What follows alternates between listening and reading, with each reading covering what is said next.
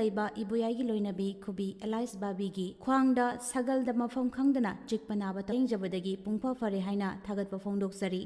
phongdoksari ba phunrai mayung khubi Elias Bal Extra Val Extra Haribasi Logi Kokfai Suza Houda Tarak Payaba Laina Ayambadagi Mit Maung Manbi Blight Amadi Manama Kokta Lilabuk Manba Tagisu Ngathok Pangami Manama Tonda Ngangsinba Lib Blight Mataida Nganglaina Bakasanba BLP Pumnamak Asi Bal Extra na Ngathok Pangami Amukta Soidana Mai Pakani Fautok Laina Putok na Bohonabiyo Sujitra Fauna Mara Sathok Pangamdaba Saudam Tiba Pumnamak Asi Bal Extra Sujana Biduna Fagat Hanbas Sujana Biyo Bal Extra Fangfam Singdi Adomadongi Manang Nakpuda Ladiva Tilhan Idag Yon from Dukan Sing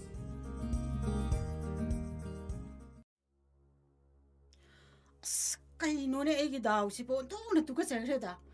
kumsi si po kaino mi law sina suyam patri si po kamdaw doy no si po ay panihi kaidaw rebe ma labuk sida nang ungan le misina khangde da tawri si handak si law si chupat pate karam tho doy no khangde da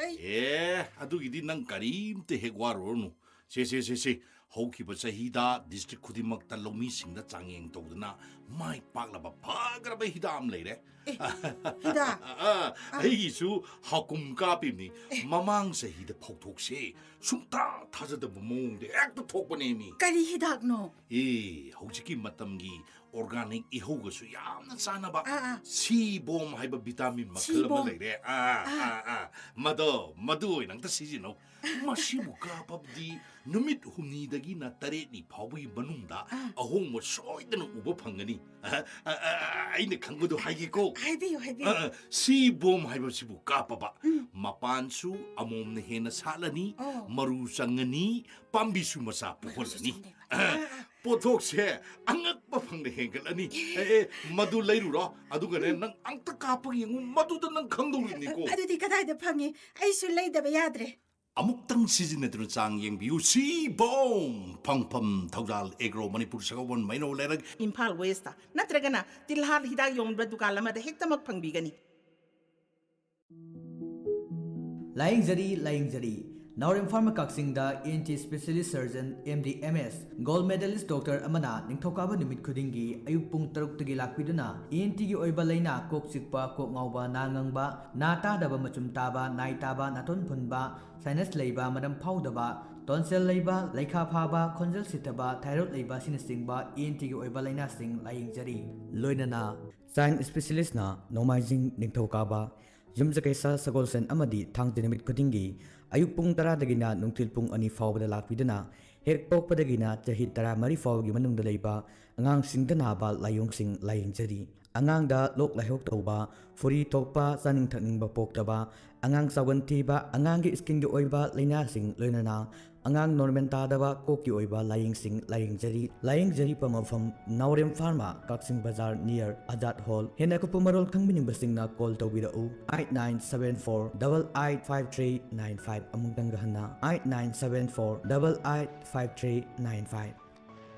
Guidance Coaching Center Khangabok Soro Wangmana Lakadoriba 2022 da Pangthokadoriba Sainik Amadi Novadia Entrance Examination Gidambak Akaknaba Seat Gidambak Foundation Course Haunanaba Registration Form Thaba Hojare Class na August Kitang Kungataruk Tagi Hojaragani Guidance Coaching Center Asina Waidigi Faba Teaching Method Amadi Study Material Loinana Examination Gi Mawongda Mock Test Kaya Shinduna Sainik Entrance Examination Nabadia Gidamak Angang Singbu Preparation Tawduna Laksari Haukiba Sahi Kaya da Sainik Examination Pangthokpada Manipurgi Oina Topper Kaya Puthokraba Amadi Amutang Hek Thabada Nabadia Fawbagi Record Kaya Thamkraba Guidance Coaching Center ni Makhatana su Topper Kaya Amutang Entrance Thabada Fawbagi Sang Hena Wangna Mama Mapa Oibiri Bisingna Thajaba Thamliba Center Amasu Oiragli Khudong Sabasi Phangbinaba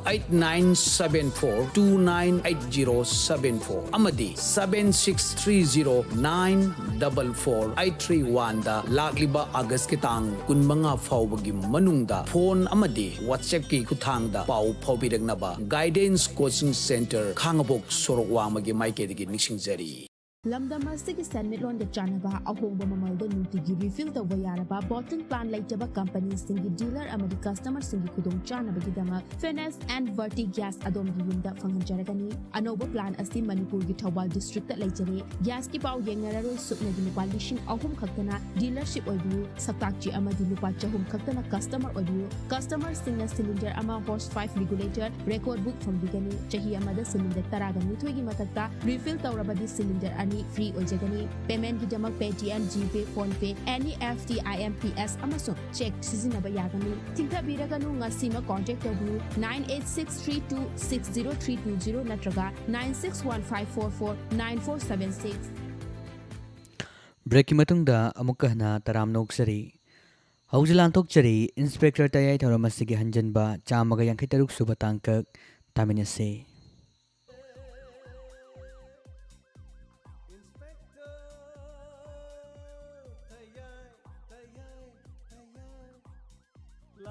Ahmad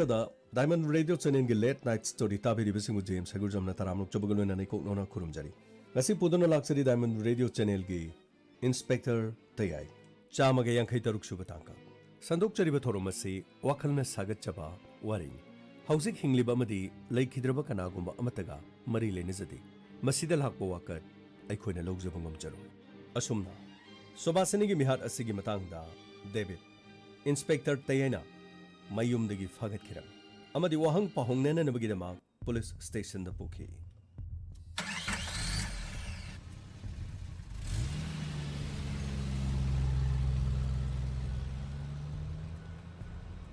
Rajen sir फगलेबसी case असगी मतंगदा हंदक्ति लंगला लंजिन खरदि फंगदो माल वहंग पहंग बदारे ngayhaktang wakhan khanjakisan Santosh sir फजना का मनुंग थमो अदुगने मेडिकल की टीम दो कोको अदुगा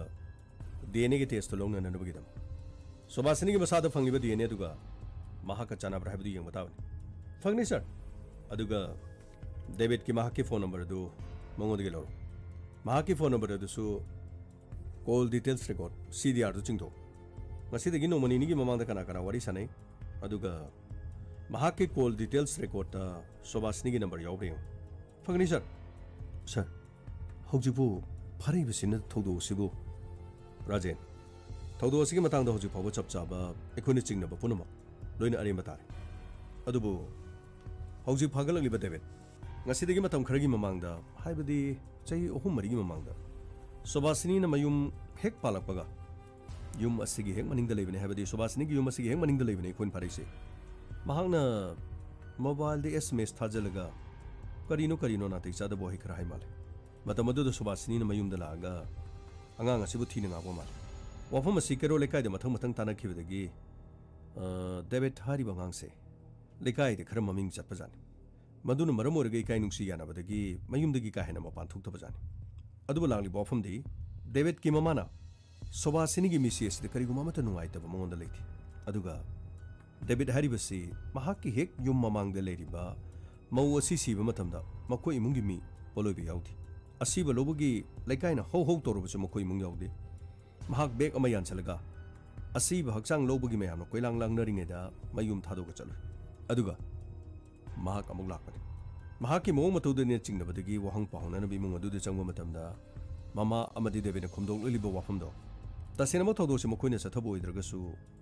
सुबासिनी की मिसी असिददी ममा मचाना नुंगाइतबा करी मत लेथि सर मसिमगना केस असिदे राजेन चिंगनबा हाइबसिदे खोइगी थौनीदना चिंगनबदगी असेंगबा थौदोक कयानि मदुगी क्लू फंगादि अचुमरान खंगदे अखोई थौन अखोई येंग बताब तंगाई फदन एनीवे हौजिक मेडिकल की टीम दो कौरगा DNA की टेस्ट थाना बताउसी DNA की रिपोर्ट गाइबोइना महाक वहंग पहंग बदि खोइ छथदबा यार तंगाई फदन हयेंग दे मो महागी मचिन सेंगदरबदि कोर्ट मो नुमित मंगानी दिगिना तरेनी फावबगी रिमा लौथरगा वहंग पहंग बताबने सर एनीवे तोपम थोपा खोइगी प्रोसीजर पुनमक तोले पांथोनबा सेमसा फंगनी सर असुमना इंस्पेक्टर तयना फागललिबा डेविड मेडिकल टीम कौदुना DNA की दमक टेस्ट तोखिरा मसिगी मखा तारकपदा मखा ताना महाकपो वहंग पहंग बाइबसी केस असिदा करी करी लेगे हैबदु माकी मचिन ngai bataki amaromda DNA gi report su ngai duna leram oi tabra ngacha nokai tabro daipunsa kari haige rafido madi rafido mahak suti khara logjarsun mathaki ka adu da khara pothara gale lo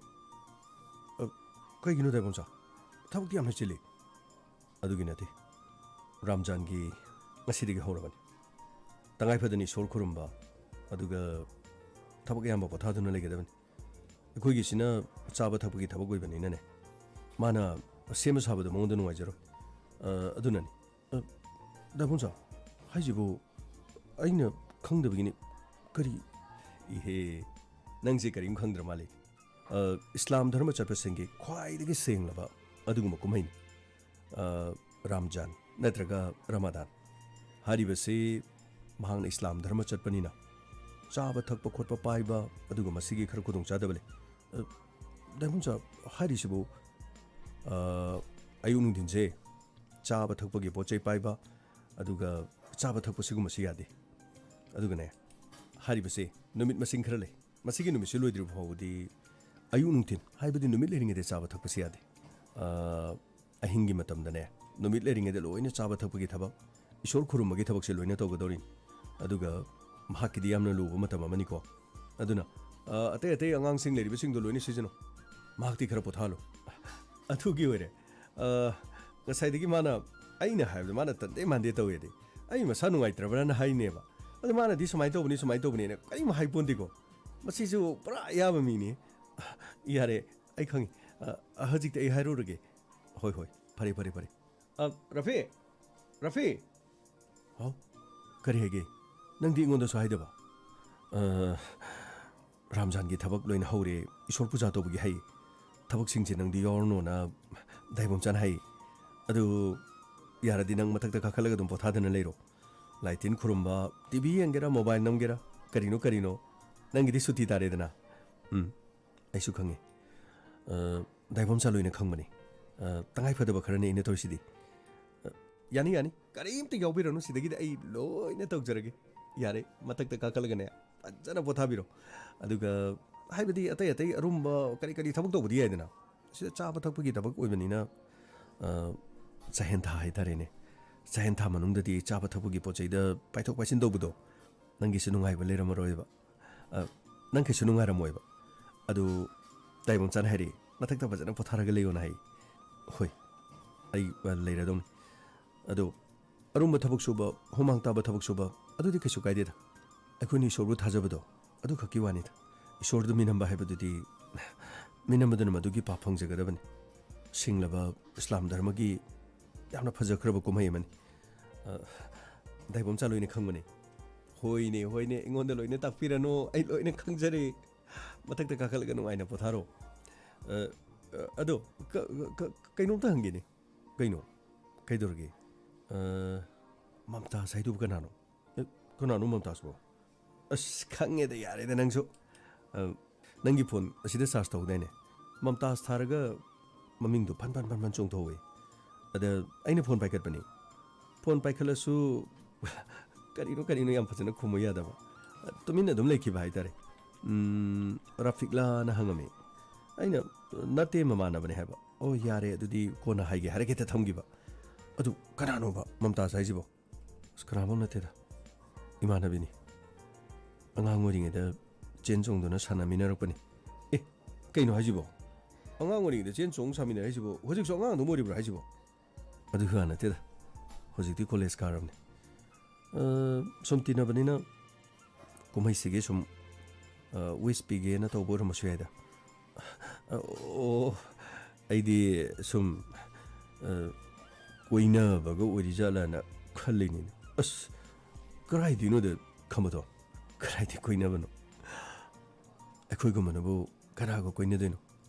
madugi matik ma pasuna te mate larik la som hebani aduga mokoi gi ma papuna su mangyam na mangbani doctor oiba hebasi magi manglani soidana su oigini khale doctor magi punsiga chaklu khak sambai khoiga khena bayam leida ꯅꯪꯁꯨ ꯄꯨꯛꯅꯤꯡꯗꯨꯗꯤ ꯌꯥꯝꯅ down ꯇꯧꯃꯟꯈ꯭ꯔꯦꯗ ꯑꯩꯈꯣꯏꯅ ꯇꯧꯔꯤꯁꯦ ꯁꯦꯟ ꯇꯥꯜꯂꯤ ꯅꯠꯇ꯭ꯔꯣ ꯁꯦꯟ ꯄꯥꯏꯔꯗꯤ ꯑꯗꯨꯝ ꯌꯥꯕ ꯅꯠꯇ꯭ꯔꯣ ꯁꯦꯟ ꯊꯣꯛꯑꯕ ꯁꯦꯟ ꯄꯥꯏꯔꯕ ꯑꯗꯨ ꯑꯣꯏꯔꯗꯤ ꯑꯗꯨꯝ ꯌꯥꯕ ꯅꯠꯇ꯭ꯔꯅꯦ ꯑꯗꯨꯕꯨꯗꯤ ꯌꯥꯏꯗ ꯑꯗ ꯑꯩꯈꯣꯏꯅ ꯍꯤꯡꯂꯤꯕ ꯄꯨꯟꯁꯤ ꯃꯍꯤꯡꯁꯤꯒ ꯃꯈꯣꯏꯅ ꯍꯤꯡꯂꯤꯕꯗꯨꯒ ꯌꯥꯝ ꯈꯦꯠꯅꯩ ꯀꯔꯝꯕ ꯃꯃꯥ ꯃꯄꯥꯅ ꯍꯣꯇꯦꯜ ꯌꯥꯎꯕ ꯂꯨꯈꯥꯛ ꯆꯥꯝꯕ ꯃꯤ ꯑꯃꯒ ꯑꯗꯨꯒ ꯃꯈꯣꯏꯒꯤ ꯃꯆꯥ ꯃꯁꯨꯒ ꯇꯤꯟꯅꯅꯤꯡꯒꯗꯒꯦ ꯑꯁ ꯌꯥꯔꯦꯗ ꯅꯪꯁꯨ ꯍꯣꯇꯦꯜꯗ ꯂꯨꯈꯥꯛ ꯆꯥꯝꯕꯗ ꯍꯥꯏꯈ꯭ꯔꯦ ꯁꯦꯟ ꯇꯥꯜꯂꯤꯅꯤ ꯀꯩꯅꯣꯁꯦ ꯃꯤꯒꯤ ꯃꯄꯣ ꯃꯆꯩ ꯍꯨꯔꯥꯜꯂꯨꯗ꯭ꯔꯒ ꯂꯣꯏꯔꯦ ꯁꯤꯗꯩꯗ ꯗꯥꯏꯕꯣꯝ ꯆꯥꯅꯦ ꯅꯪꯅꯦ ꯑꯩꯅꯦ ꯃꯤꯅ ꯅꯨꯡꯁꯤꯕꯤꯗꯅ ꯌꯦꯡꯉꯨ ꯍꯣꯇꯦꯜꯁꯤꯗ ꯀꯔꯤ ꯀꯔꯤ ꯀꯔꯤ ꯏꯟꯅꯔꯤꯁꯦ ꯑꯩꯈꯣꯏ ꯁꯤꯗ ꯃꯨꯁꯂꯤꯝ ꯌꯥꯎꯔꯦ ꯃꯩꯇꯩ ꯌꯥꯎꯔꯦ ꯕꯥꯃꯣꯟ ꯌꯥꯎꯔꯦ ꯆꯤꯡꯃꯤ ꯑꯃꯇꯪꯒ ꯌꯥꯎꯔꯗꯤꯅꯦ ꯄꯨꯔꯥ ꯑꯩꯈꯣꯏꯒꯤꯁꯤ ꯃꯤꯅ ꯄꯥꯝꯕ ꯍꯥꯏꯗꯨ ꯑꯣꯏꯔꯗꯧ ꯃꯇꯝꯒꯤ ꯃꯇꯨꯡ ꯏꯟꯅ ꯁꯣꯏꯗꯅ ꯂꯥꯛꯁꯅꯨ ꯑꯗꯨ ꯌꯥꯔꯦꯁꯦ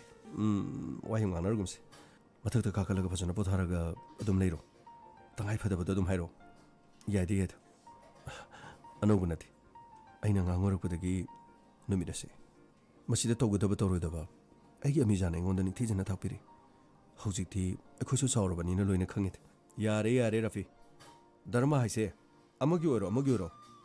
ꯑꯩꯅꯁꯨ ꯅꯈꯣꯏꯒꯤ ꯏꯀꯥꯏ ꯈꯨꯝꯅꯒꯗꯕ ꯅꯪꯅꯁꯨ ꯑꯩꯈꯣꯏꯒꯤ ꯏꯀꯥꯏ ꯈꯨꯝꯅꯒꯗꯕ ꯑꯩꯅꯕꯨ ꯅꯉꯣꯟꯗ ꯏꯀꯥꯏ ꯈꯨꯝꯅꯔꯗꯤ ꯅꯪꯅꯁꯨ ꯑꯩꯉꯣꯟꯗ ꯏꯀꯥꯏ ꯈꯨꯝꯅꯔꯛꯄ ꯇꯥꯕꯅꯤ ꯐꯖꯈ꯭ꯔꯖꯥꯠꯅꯤ ꯙꯔꯃ ꯑꯃꯠꯇꯅꯅꯦ ꯃꯤ ꯍꯥꯠꯂꯨꯆꯣ ꯃꯤꯒꯤ ꯃꯄꯣꯠ ꯃꯆꯩ ꯍꯨꯔꯥꯜꯂꯨꯆꯣ ꯃꯤ ꯃꯉꯛ ꯁꯝ ꯂꯦꯜꯂꯨꯆꯣ ꯃꯤꯗꯨ ꯊꯥꯡ ꯊꯤꯜꯂꯨꯆꯣꯅ ꯀꯅꯥꯁꯨ ꯌꯥꯎꯕ ꯅꯠꯇꯦ ꯌꯥꯝꯅ ꯐꯖꯈ꯭ꯔꯖꯥꯠꯅꯤ ꯅꯪꯅꯁꯨ ꯃꯨꯁꯂꯤꯝꯒꯤ ꯀꯝꯃꯨꯅꯤꯇꯤꯗ ꯄꯣꯛꯄꯗꯒꯤ ꯅꯪꯅ ꯐꯅ ꯌꯥꯝꯅ ꯂꯥꯏꯔꯁꯨ ꯐꯅ ꯇꯣꯜꯂ ꯇꯥꯔꯁꯨ ꯏꯁꯣꯔꯕꯨꯗꯤ ꯁꯥꯒꯣꯟꯅꯗꯨꯅ ꯅꯪꯒꯤ ꯊꯃꯣꯏꯗ ꯍꯤꯡꯖꯔꯤꯗꯅ ꯆꯞ ꯃꯥꯟꯅꯩ ꯑꯗꯨꯕꯨ ꯏꯠ ꯅꯨꯃꯤꯠꯇꯗꯤ ꯂꯦꯝ ꯊꯥꯏꯔꯣꯏꯍꯦ ꯑꯩ ꯍꯥꯏꯁꯤꯅꯤ ꯏꯠ ꯅꯨꯃꯤꯠꯇꯗꯤꯀꯣ ꯑꯍꯥꯎꯕ ꯄꯤꯖꯒꯗꯕꯅꯤ ꯍꯥꯏꯁꯤꯅꯤ ꯑꯩꯗꯤ ꯀꯔꯤ ꯍꯧꯕꯅꯣ ꯅꯪꯅ ꯆꯥꯅꯤꯡꯕꯗꯣ ꯍꯥꯏꯌꯣ ꯑꯗꯨꯝ ꯁꯤꯗ ꯊꯣꯡꯉ ꯂꯣꯏꯔꯦ ꯑꯩꯈꯣꯏꯒꯤ ꯇꯣꯉꯥꯟꯅ ꯊꯣꯡꯉ ꯂꯣꯏꯔꯦꯕ ꯁꯤꯗ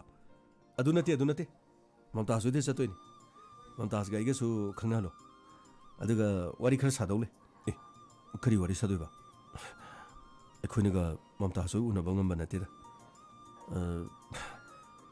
ꯀꯗꯥꯏꯗꯒꯤꯅꯣꯗ ꯑꯩꯈꯣꯏꯒ ꯑꯃꯨꯛ ꯎꯔꯗꯤ ꯃꯃꯥ ꯃꯄꯥꯅ ꯉꯥꯡꯒꯅꯤ ꯃꯣꯏꯒꯤ ꯑꯃꯤꯖꯥꯟ ꯃꯣꯏ ꯑꯕꯖꯥꯅ ꯉꯥꯡꯒꯅꯤ ꯑꯁ ꯌꯥꯔꯦꯗ ꯅꯪꯁꯨ ꯀꯔꯤꯅꯣ ꯅꯪ ꯈꯔ ꯂꯣꯠꯂꯤꯗꯣ ꯑꯩꯁꯨ ꯈꯪꯉꯤꯀꯣ ꯌꯥꯔꯦ ꯋꯥ ꯃꯈꯥ ꯇꯥꯅꯒꯨꯝꯁꯦ ꯍꯥꯏꯁꯤꯅꯤ ꯌꯥꯔꯦ ꯃꯊꯛꯇ ꯀꯥꯈꯠꯄꯤꯔꯣ ꯃꯊꯛꯇ ꯂꯦꯡꯈꯠꯄꯤꯔꯣ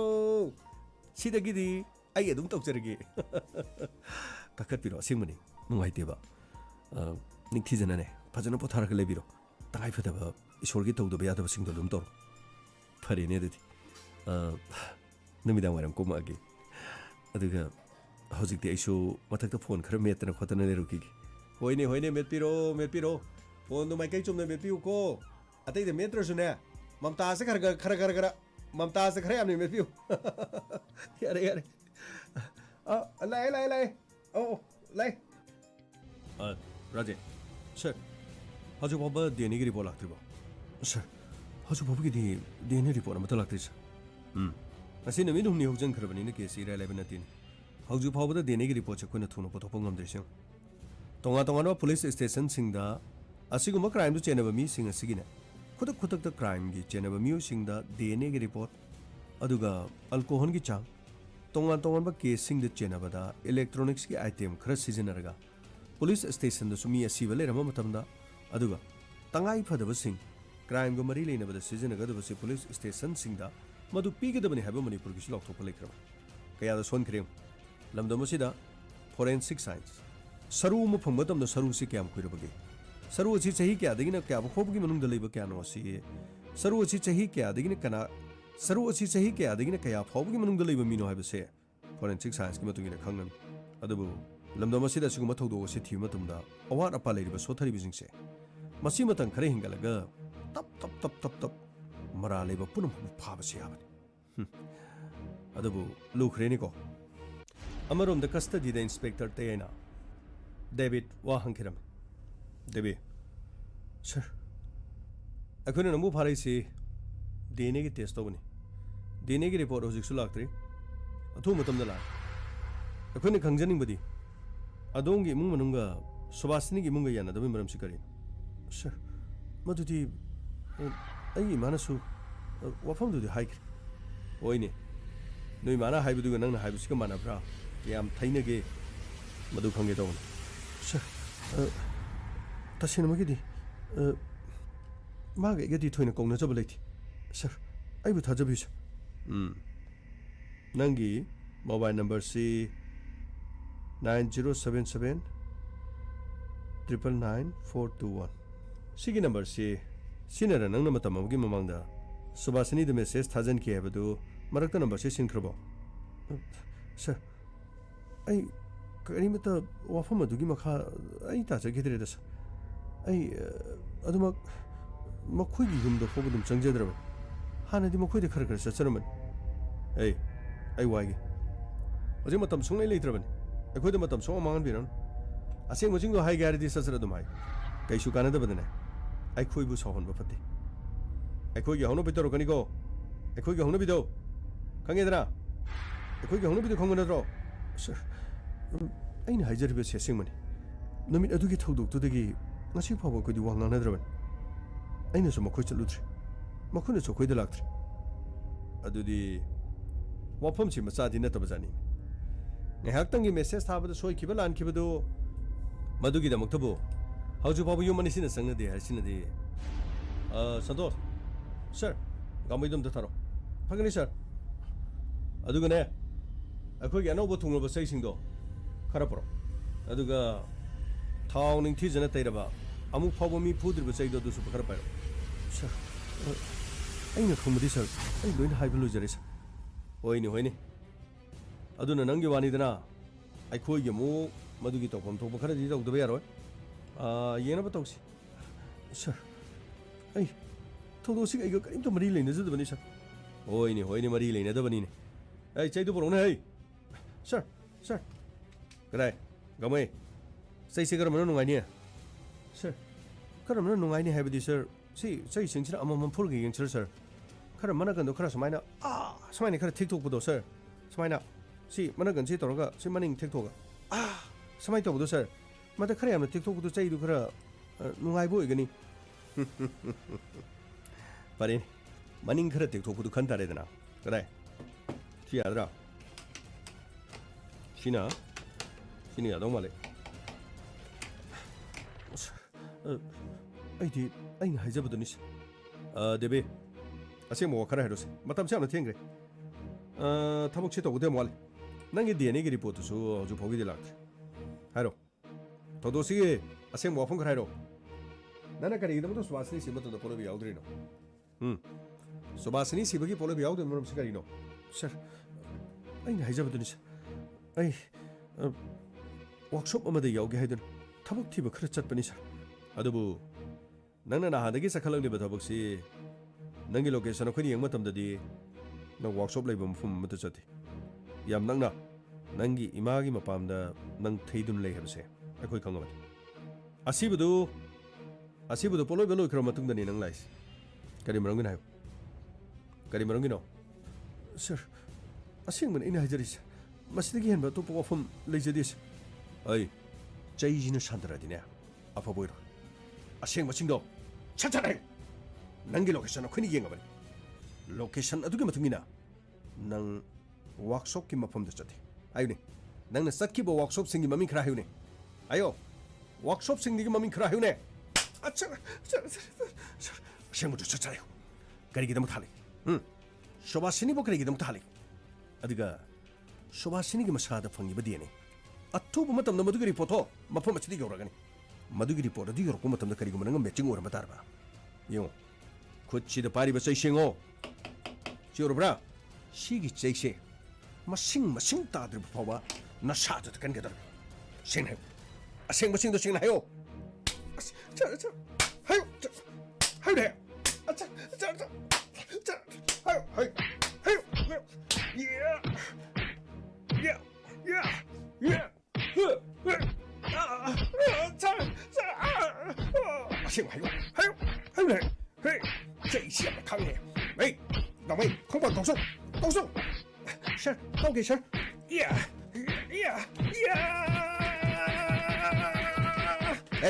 यारे ngako सर हजिक आइना नोट पदो सर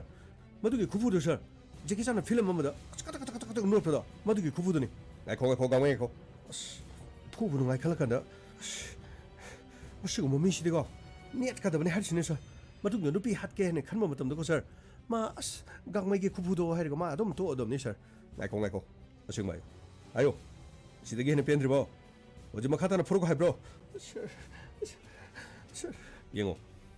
제 용 시기 로케이션 제 시기 마뚱이나 누밋 아시다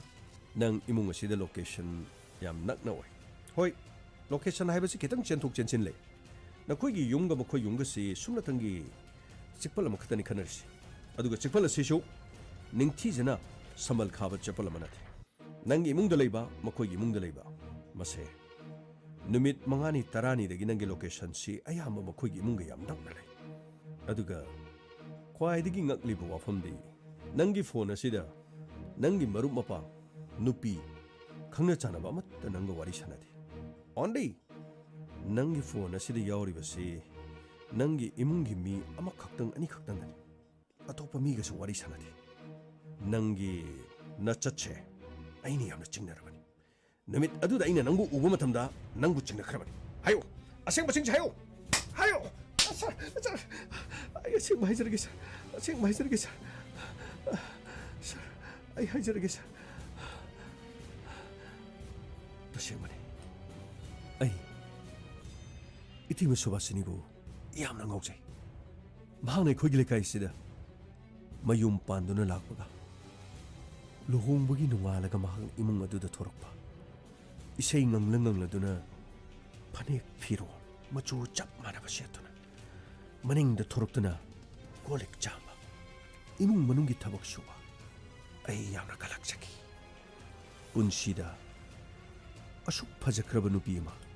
ꯑꯩꯅ ꯑꯃꯨꯛ ꯐꯥꯎ ꯎꯔꯛꯇꯦ ꯅꯣꯛꯐꯦꯠ ꯇꯧꯕ ꯃꯍꯥꯛꯀꯤ ꯃꯇꯧ ꯅꯤꯡꯊꯤꯖꯔꯕ ꯀꯨꯆꯨ ꯐꯖꯔꯕ ꯇꯉꯥꯡꯂꯕ ꯆꯤꯟꯕꯥ ꯃꯍꯥꯛꯀꯤ ꯁꯑꯣꯡ ꯁꯥꯗꯥ ꯎꯔꯨꯕꯗ ꯑꯩ ꯂꯩꯕ ꯌꯥꯈꯤꯗꯦ ꯑꯩ ꯏꯪꯈꯣꯜꯒꯤ ꯅꯣꯡꯄꯣꯛ ꯊꯪꯕ ꯁꯔꯨꯛꯇ ꯃꯈꯣꯏꯒꯤ ꯌꯨꯝꯗ ꯃꯍꯥꯛꯅ ꯃꯅꯤꯡꯗ ꯊꯣꯔꯛꯄ ꯌꯦꯡꯗꯨꯅ ꯂꯩꯈꯤ ꯃꯍꯥꯛꯅ ꯃꯅꯤꯡꯗ ꯍꯦꯛ ꯊꯣꯔꯛꯄꯒ ꯆꯦꯟꯁꯤꯟꯗꯨꯅ ꯑꯩꯅ ꯃꯅꯤꯡꯗ ꯂꯦꯞꯂꯕ ꯋꯥꯅꯤ ꯃꯗꯨ ꯈꯛꯇ ꯅꯠꯇꯦ ꯃꯍꯥꯛꯀꯤ ꯅꯨꯡꯁꯤꯔꯕ ꯃꯑꯣꯡ ꯃꯇꯧꯗꯨꯗ ꯃꯍꯥꯛꯅ ꯑꯩꯕꯨ ꯎꯕ ꯃꯇꯝꯗ ꯅꯨꯡꯁꯤꯅ ꯃꯃꯣꯟ ꯃꯩꯅꯣꯛ ꯅꯣꯛꯂꯛꯈꯤ 이봉아 ꯅꯈꯣꯏꯒꯤ ꯌꯨꯝꯂꯗꯨꯕꯣ 마네 이테마 ꯑꯩꯈꯣꯏꯒꯤꯅꯤ ꯍꯩꯃꯥ ꯅꯪꯒꯤ ꯅꯃꯤꯡꯗꯤ ꯀꯔꯤ ꯀꯧꯒꯦ 이테마 데빗 ꯀꯧꯏ ꯑꯣ ꯅꯪꯗꯤ ꯅꯁꯥꯁꯨ ꯌꯥꯝꯅ ꯅꯥꯜꯂꯤ ꯂꯥꯏꯔꯤꯛ ꯂꯥꯏꯁꯨ ꯄꯥꯔꯒ ꯌꯨꯝꯗ ꯑꯗꯨꯝ ꯂꯩꯕ ꯃꯥꯜꯂꯤ ꯌꯨꯝꯗꯒꯤ ꯀꯥ ꯍꯦꯟꯅ ꯆꯠꯊꯣꯛꯇꯕ꯭ꯔꯣ 이테마 ꯑꯩ ꯌꯨꯝꯗ ꯀꯥ ꯍꯦꯟꯅ ꯆꯠꯊꯣꯛꯇꯦ ꯑꯣ ꯑꯩꯅꯅꯦ ꯅꯈꯣꯏꯒꯤ ꯁꯤꯗ ꯂꯩꯕꯗꯒꯤ ꯉꯔꯥꯡ ꯅꯍꯥꯟꯗꯒꯤ ꯃꯅꯤꯡꯗ ꯊꯣꯛꯑꯒ ꯁꯨꯝ ꯌꯦꯡꯕꯗꯅꯦ ꯅꯪꯁꯤ ꯃꯅꯤꯡ ꯃꯌꯥ ꯑꯗꯥꯏꯗ ꯑꯗꯨꯝ ꯂꯥꯏꯔꯤꯛ ꯑꯃ ꯄꯥꯏꯔꯒ ꯂꯦꯞꯇꯅ ꯑꯗꯨꯝ ꯂꯩꯕ ꯂꯥꯏꯔꯤꯛ ꯄꯥꯕ ꯌꯥꯝꯅ ꯀꯟꯕ ꯃꯥꯜꯂꯤꯀꯣ ꯑꯗꯣ ꯃꯤ ꯑꯣꯏꯒꯗꯧꯔꯤꯕꯅꯤ ꯑꯗꯨ ꯌꯥꯝꯅ ꯐꯩꯀꯣ 이테마 ꯍꯣꯏ ꯑꯩꯁꯨ ꯑꯩꯒꯤ ꯃꯪꯂꯥꯟꯗꯤ ꯑꯐꯕ ꯃꯤ ꯑꯃ ꯑꯣꯏꯕꯅꯤ ꯃꯇꯤꯛ ꯆꯥꯕ ꯃꯤ ꯑꯃ ꯑꯣꯏꯔꯒ ꯑꯩꯒꯤ ꯂꯩꯀꯥꯏ ꯂꯝꯗꯝ ꯑꯁꯤꯒꯤ ꯈꯨꯡꯒꯪ ꯑꯁꯤꯒꯤ ꯑꯐꯕ ꯊꯕꯛ ꯇꯧꯕ ꯑꯗꯨꯒ ꯏꯃꯥꯒꯤ ꯃꯇꯦꯡ ꯄꯥꯡꯕ ꯏꯃꯥꯕꯨ ꯂꯨꯅ ꯇꯧꯕꯅꯤ ꯌꯥꯝꯅ ꯐꯩꯌꯦ ꯑꯗꯨꯗꯤ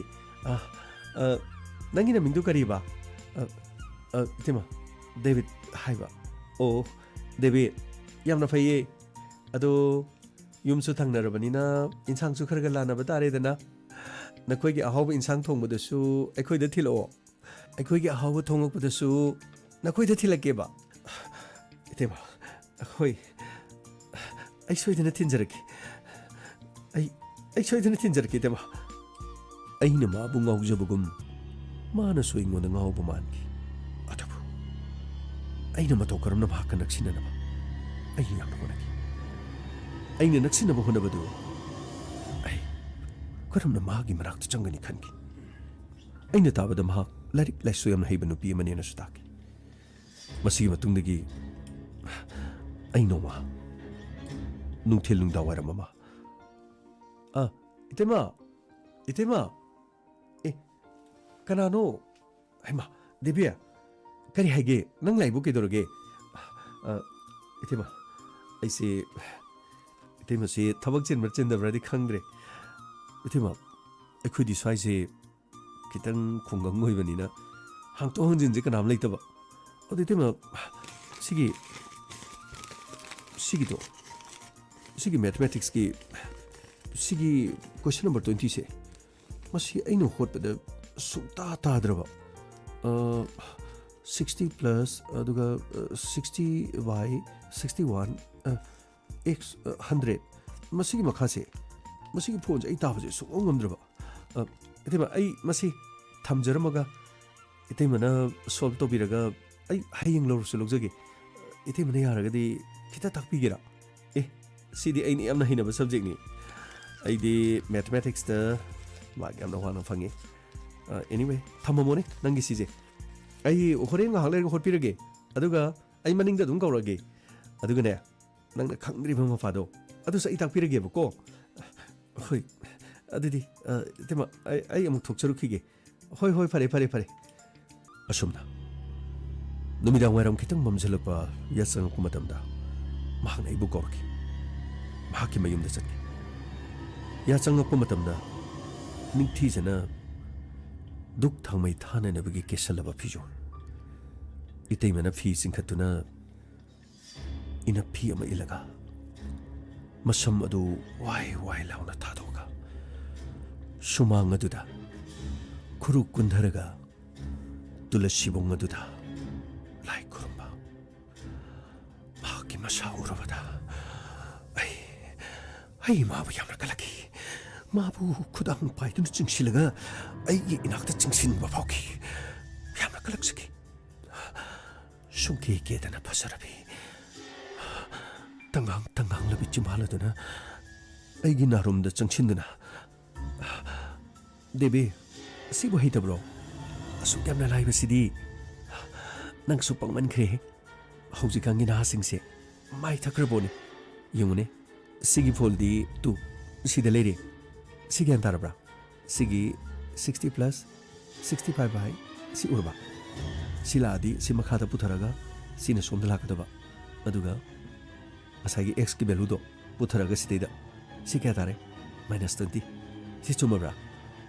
oh itima sidi am lai leirami aidi khanghogdredana aduni apungmo khangdaba singdo damagmo aduga ne literature su english ki su ai loinamak ai khangi nangna hang hang tanjada aingoda dum hairo itima itima gi thabak chin machin da basu aina khangdabani na itima gi namedo aingoda pibirak pa yagadra itima na number do piradi itima na sangbra sangdabra ai lak pa yabra yadabra adu hangaga itima gi nakta ai phalak segiba yum pan ma kuidribani na changbada so ina sum hangoi jabado aluginida is angawbo nangna lakba matamda natai mana tum thonglauna hangi larik haningba mi oningba mi sidine akhudi yamna thagalibani se agi number sida lere se to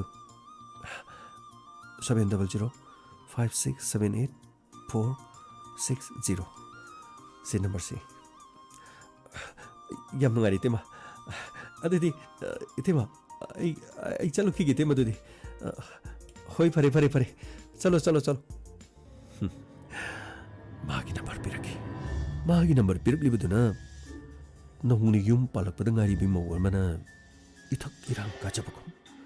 magi no phe to bo mo mataw mahana aingon horiba nungsigi lang thagibado aina khangdabagi mo aduga aina thongna leitabani haina ina khanki मधुगी मतुंगदगी मागी number दा अइना message थागी मानसु message हलकी अथवा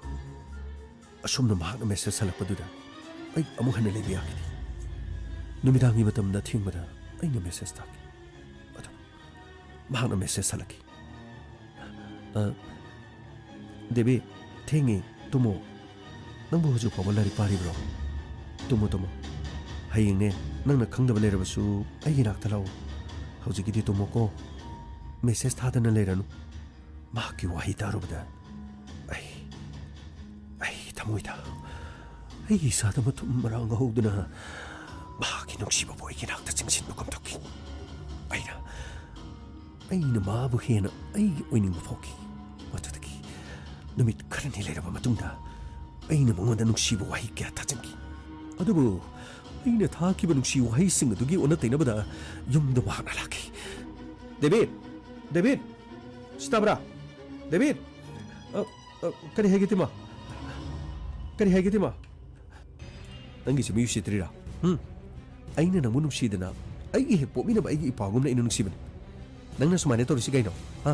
ꯅꯪꯅ ꯁꯤꯗ message ꯏꯔꯤꯁꯤ ꯀꯔꯤꯅꯣꯕ ꯁꯤ ꯀꯔꯤꯅꯣ ꯍꯥꯏꯕ 이때만 소이키버니 이때만 까리 소이바 아이는 넌 하이드로 낭기 메시지 마이나 타바시 타락거누 이때마다 라나 큰거누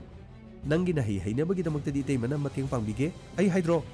아두부 아한마 낭나 타락보다 이는 앙악히드러버니 하이두나 낭나 잉원도 우시따나 한잔한잔 타락거 나트로 이제 까이 도로게 비마 까리 도로게 나사세 카라와로 아이디 마부 어퍼브 미만에 칸다네네 लाइरिक लाइसुगा दु खरगा तापद मतेंग पांगबिरुबन तु सि उरुब्रा सिदा इरेब मेसेज उरुब्रो इबेमा साउरोनु ममाना बि करिदा थाबो ओरंगनी सोइबदगी इबेमा द चटपो ओरंगनी इचे ना सादु कंखनो फोनकनो आइदि अदुम याबनते अदुगने वफमसे मखोय तमो तारादि अफबोइरो आइगी वादिने ngalingeda angang se khara waro madi masung mamanaba kana matu sutinade ꯌꯨꯝꯗ ꯑꯗꯨꯃꯛ ꯂꯩ ꯑꯩꯗꯤ ꯂꯥꯏꯔꯤꯛꯇ ꯊꯋꯥꯏ ꯌꯥꯎꯏ ꯍꯥꯏꯗꯨꯅ ꯃꯥꯕꯨ ꯌꯥꯝ ꯅꯨꯡꯁꯤꯔꯨꯕꯅꯤ ꯑꯗꯨꯒ ꯃꯥꯗꯤ ꯋꯥꯈꯜ ꯑꯃ ꯈꯜꯂꯤꯕ ꯑꯣꯏꯔꯦ ꯑꯗꯨꯝ ꯋꯥꯈꯜ ꯈꯜꯂꯕꯗꯤꯅꯦ ꯑꯩꯈꯣꯏꯗꯒ ꯆꯪꯉꯛꯀꯅꯨ ꯑꯩꯅ ꯍꯥꯏꯔꯤꯁꯤꯅꯤ ꯑꯩꯈꯣꯏꯗꯒ ꯐꯨꯠꯄ ꯆꯪꯉꯛꯄꯁꯨ ꯌꯥꯔꯣꯏ ꯎꯁꯤꯠ ꯊꯑꯣꯏꯗ꯭ꯔꯕꯗꯤꯅꯦ ꯂꯩꯀꯥꯏ ꯃꯌꯥꯝ ꯃꯃꯥꯡꯁꯤꯗ ꯈꯣꯡꯒꯣꯏꯅꯒꯗꯧꯔꯤꯕꯅꯤ ꯅꯈꯣꯏꯒꯨꯝꯕ ꯀꯌꯥꯁꯤꯅꯤꯅꯦ ꯃꯔꯝ ꯆꯠ ꯐꯠꯇꯕꯒꯤ ꯂꯝꯁꯤ ꯁꯤꯔꯤꯕꯁꯤꯡꯗꯣ ꯈꯪꯉꯕ꯭ꯔꯥ ꯃꯇꯨꯡ ꯃꯅꯥꯎ ꯑꯗꯨꯃꯥꯏꯅ ꯋꯥꯈꯜ ꯈꯟꯕ ꯌꯥꯔꯣꯏ ꯑꯃꯨꯛ ꯑꯩꯈꯣꯏꯗ ꯆꯪꯉꯛꯄꯁꯨ ꯌꯥꯔꯣꯏ ꯍꯣꯏ ꯇꯤꯃꯥ ꯑꯩ ꯂꯥꯜꯂꯦ ꯑꯩ ꯑꯃꯨꯛ ꯍꯟꯅ ꯆꯪꯖꯔꯣꯏ ꯈꯨꯔꯨꯝꯃꯣ ꯅꯪ ꯑꯩ ꯈꯣꯡ ꯄꯥꯏꯔꯦ ꯈꯨꯔꯨꯝꯃꯣ ꯑꯗꯨ ꯅꯠꯇ꯭ꯔꯗꯤꯅꯦ ꯅꯈꯣꯏ ꯇꯥꯃꯣꯗꯣ ꯍꯣꯔꯦꯟ ꯇꯥꯊꯣꯛꯀꯅꯤ ꯈꯨꯔꯨꯝꯃꯣ ꯑꯩꯒꯤ ꯈꯣꯡ ꯄꯥꯏꯔꯦ ꯈꯨꯔꯨꯝꯃꯣꯕ ꯍꯣꯏ 이때마 ꯑꯩ ꯂꯥꯟꯖꯔꯦ ꯍꯌꯦꯡ ꯃꯈꯩ ꯑꯃꯨꯛ ꯍꯟꯅ 이때마다 ꯑꯩ ꯁꯤꯒꯨꯝꯕ ꯇꯧꯖꯔꯔꯣꯏ 이제 ꯑꯉꯥꯡꯁꯤ ꯈꯔ ꯋꯥꯔꯣ ꯑꯗꯨꯒꯅꯦ ꯑꯩꯈꯣꯏꯗꯒꯁꯨ ꯆꯪꯍꯜꯂꯛꯄ ꯌꯥꯔꯣꯏ ꯃꯁꯤ ꯃꯔꯝ ꯆꯠ ꯐꯠꯇꯕ ꯑꯉꯥꯡꯅꯤ ꯃꯁꯤ ꯇꯧꯁꯤꯟꯅꯔꯤꯕ ꯉꯜꯂꯤꯉꯩꯗꯅꯤ ꯏꯆꯦ ꯑꯩꯈꯣꯏꯅ ꯋꯥꯔꯣ ꯑꯗꯨ ꯅꯠꯇ꯭ꯔꯗꯤ ꯏꯆꯦ ꯑꯩꯈꯣꯏꯅ ꯍꯌꯦꯡꯋꯥꯏ ꯈꯔ ꯂꯩꯔꯗꯤ ꯑꯉꯥꯡꯁꯤꯒꯤ ꯃꯔꯝꯗꯒꯤ ꯏꯆꯦ ꯑꯩꯈꯣꯏ ꯃꯥꯏ ꯐꯦꯔꯨ ꯈꯨꯝꯒꯅꯤ ꯑꯐꯕ ꯑꯉꯥꯡ ꯑꯣꯏꯔꯣꯏꯀꯣꯁꯦ ꯌꯥꯝ ꯆꯦꯛꯁꯤꯟꯒꯗꯕꯅꯤ ꯃꯍꯥꯛꯅ ꯈꯜꯂꯤꯕ ꯃꯍꯥꯛꯀꯤ ꯋꯥꯈꯜ ꯃꯍꯥꯛꯀꯤ ꯊꯃꯣꯏꯗ ꯂꯩꯔꯤꯁꯤ ꯀꯔꯤꯅꯣꯁꯦ ꯑꯩ ꯃꯨꯟꯅ ꯈꯪꯉꯕꯅꯤ ꯑꯩꯗꯤ ꯃꯥꯕꯨ ꯑꯩꯒꯤ ꯍꯦꯛ ꯄꯣꯛꯃꯤꯟꯅꯕ ꯏꯄꯥꯒꯨꯝꯕ ꯑꯩꯅ ꯌꯥꯝꯅ ꯅꯨꯡꯁꯤꯅ ꯂꯨꯅ ꯇꯧꯔꯨꯕꯅꯤ ꯑꯩ ꯍꯧꯖꯤꯛꯀꯗ ꯑꯀꯤꯕ ꯑꯃ ꯌꯥꯎꯏ ꯃꯥꯅ ꯑꯩꯉꯣꯟꯗ ꯈꯜꯂꯤꯕ ꯋꯥꯈꯜ ꯑꯩꯈꯣꯏꯗꯒꯅꯦ ꯆꯪꯉꯛꯄ ꯌꯥꯔꯣꯏꯀꯣ ꯑꯩꯈꯣꯏꯗꯒ ꯂꯥꯛꯄ ꯁꯨꯡꯌꯥ ꯌꯥꯔꯣꯏ ꯍꯥꯏꯁꯤꯅꯤ ꯅꯪ ꯑꯁꯨꯝꯅ ꯑꯩꯕꯨ ꯈꯣꯡꯒꯩꯅꯔꯝꯃꯤ ꯑꯩꯕꯨ ꯈꯣꯡꯒꯩꯅꯕꯗ ꯅꯠꯇꯅ ꯋꯥꯐꯝ ꯑꯁꯤꯅ ꯃꯔꯝ ꯑꯣꯏꯔꯒ ꯂꯩꯀꯥꯏꯗ ꯃꯤ ꯑꯃꯗꯒꯤ ꯑꯃꯗ ꯑꯩꯕꯨ ꯃꯤꯄꯨꯝ ꯈꯨꯗꯤꯡꯃꯛ ꯇꯨꯀꯠꯆꯔꯛ ꯂꯝꯕꯤꯗ ꯆꯠꯄ ꯃꯇꯝꯗ ꯌꯨꯝꯊꯪꯅꯔꯤꯕ ꯃꯧ ꯅꯍꯥ ꯑꯃꯗ ꯑꯀꯥꯝꯄꯦꯠ ꯉꯥꯡꯕ ꯃꯧ ꯑꯃꯗ ꯅꯠꯇꯕ ꯃꯤꯠꯌꯦꯡ ꯌꯦꯡꯕ ꯑꯩꯅ ꯅꯨꯡꯁꯤꯖꯕ ꯑꯩꯅ ꯄꯥꯝꯖꯕꯕꯨ ꯀꯔꯤ ꯀꯥꯏꯕ ꯂꯩꯕꯒꯦ ꯃꯥꯒꯤ ꯃꯐꯝꯗ ꯑꯩꯅ ꯏꯖꯠ ꯁꯣꯛꯈꯤꯕꯗꯤ ꯂꯩꯇꯦꯗꯅ ꯅꯨꯡꯁꯤꯖꯕ ꯄꯥꯝꯖꯕ ꯃꯤ ꯑꯃꯗꯕꯨ ꯑꯋꯥꯡꯕ ꯊꯥꯛꯇ ꯊꯥꯡꯒꯠꯆꯕ ꯊꯃꯣꯏꯅꯨꯡꯗ ꯂꯥꯠꯆꯕ ꯃꯤ ꯑꯃꯗꯨ ꯑꯣꯟꯁꯤꯜꯂꯒ ꯍꯨꯏꯅ ꯃꯤ ꯑꯃꯗ ꯆꯤꯛꯄꯒꯨꯝ ꯑꯩꯕꯨ ꯃꯥꯅ ꯇꯨꯀꯠꯆꯈꯤ ꯑꯩꯕꯨ ꯌꯦꯛꯅꯕ ꯃꯗꯨꯅ ꯃꯔꯝ ꯑꯣꯏꯔꯒ ꯃꯈꯣꯏꯒꯤ ꯏꯃꯨꯡꯗ ꯑꯩ ꯆꯪꯈꯤꯗꯦ ꯆꯍꯤ ꯑꯃ ꯍꯧꯈꯤ ꯑꯅꯤ ꯍꯧꯈꯤ ꯑꯗꯨꯕꯨ ꯑꯩꯅ ꯃꯅꯤꯡꯗ ꯂꯦꯞꯇꯨꯅ ꯃꯍꯥꯛꯄꯨ ꯌꯦꯡꯖꯕꯗꯤ ꯃꯤꯀꯨꯞ ꯑꯃꯠꯇ ꯍꯣꯡꯈꯤꯗꯦ ꯑꯩꯅ ꯌꯦꯡꯈꯤꯕꯗꯨꯅ ꯃꯔꯝ ꯑꯣꯏꯔꯒ ꯀꯔꯤꯒꯨꯝꯕ ꯃꯇꯝꯗ ꯃꯍꯥꯛ ꯃꯅꯤꯡꯗ ꯐꯥꯎꯕ ꯊꯣꯔꯛꯈꯤꯗꯦ ꯑꯗꯨꯕꯨ ꯏꯁꯥꯗ ꯂꯃꯟ ꯈꯨꯝꯅꯤꯡꯕ ꯑꯃꯗꯤ ꯑꯩꯕꯨ ꯏꯀꯥꯏꯕ ꯄꯤꯈꯤꯕ ꯑꯗꯨꯒꯤꯗꯃꯛ ꯑꯩ ꯂꯃꯟ ꯈꯨꯝꯕ ꯄꯥꯝꯈꯤ ꯃꯁꯤꯅ ꯇꯟꯖꯥ ꯌꯦꯡꯗꯨꯅ ꯂꯥꯛꯈꯤ ꯑꯗꯨꯕꯨ ꯑꯩꯕꯨ ꯏꯀꯥꯏꯕ ꯄꯤꯗꯨꯅ ꯏꯁꯨꯡ ꯏꯃꯥꯟꯅꯕꯁꯤꯡ ꯑꯃꯗꯤ ꯇꯤꯟꯅꯔꯤꯕ ꯏꯃꯥꯟꯅꯕꯤ ꯄꯨꯝꯅꯃꯛ ꯑꯩꯕꯨ ꯍꯪꯒꯣꯏꯈꯤꯕꯗꯣ 이때이마 소바시네니 이때이마 소바시니라 마학 마람 오르가니 해버스디 마코이 가나나 수칸디 이보 이까이바 비나 보나봐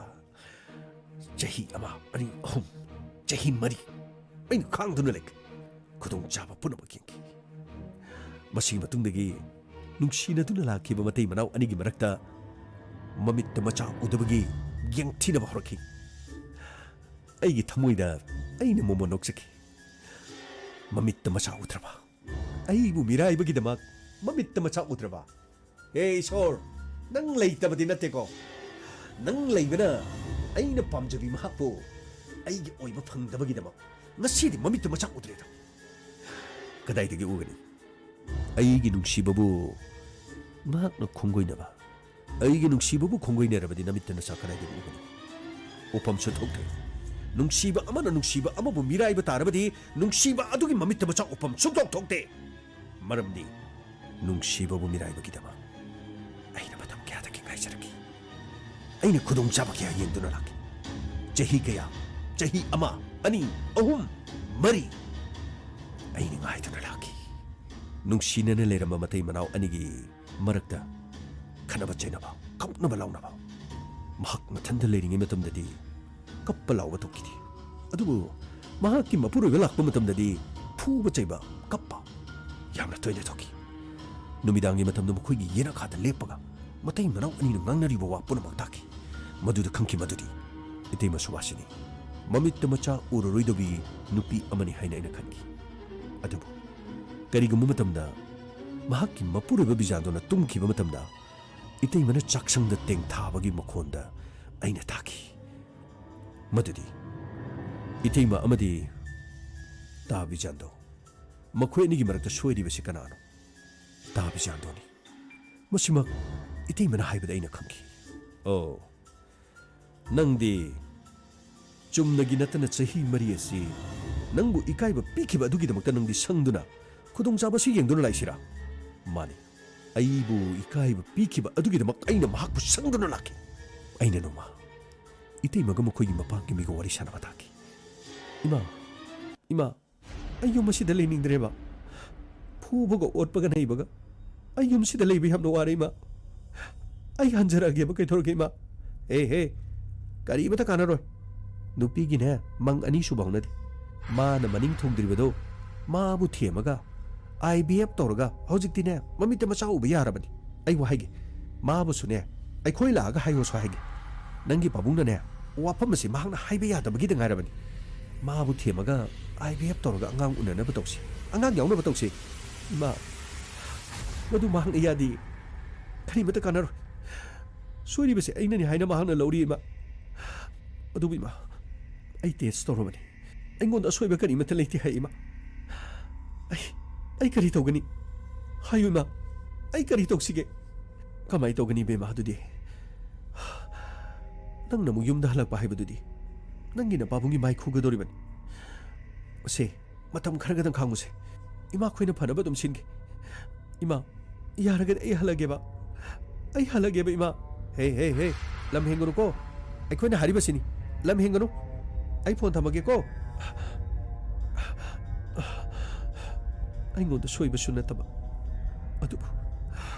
imiti cha udrabani haiduna ai bu yum asida oliba miot mine asibo ai bu ke ham koina khangkisik asumna iti bu suwasinina mahakna machinda murum sonba amadi mamadu wari sanabadu da khangki madudi mangonda soiba nati habsi adudagi aina khanki iti masi aina nungsi jabanina iti magi awabasi aina kohalakisi kari nangna kon bahibadi aina kohon bahibadi sir mahakki mamitta macha onba aduga matay manaw ani adu nungai na leba nangi wakhansi angapani nangna wafam do hogdo kada nanga yanadra banu pi du wafam do harau yarakani khanbro madugi wafam do harau yarakani khanbro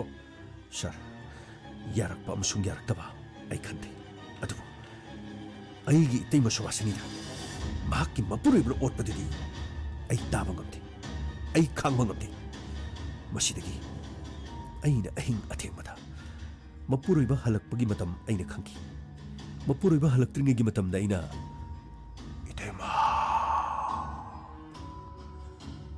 Itema oh Itema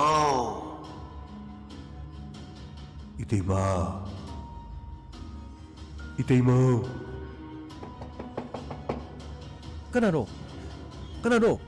mapanda ko ridubu kanino kari khokong na dubo kanano Itema nanao no kauri sida bro Itema 이태모, 이태모, 이태모, 이태모. 까나노 미토르시보. 까니 그걸로 떠이두보. 까나노 하리가. 이태모기 와봐도 나나 오고 언제기. 이태모, 이태모, 이태모. 동아시 항동니 이태모.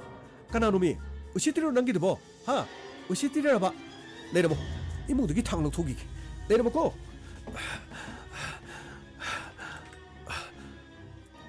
아쉽다.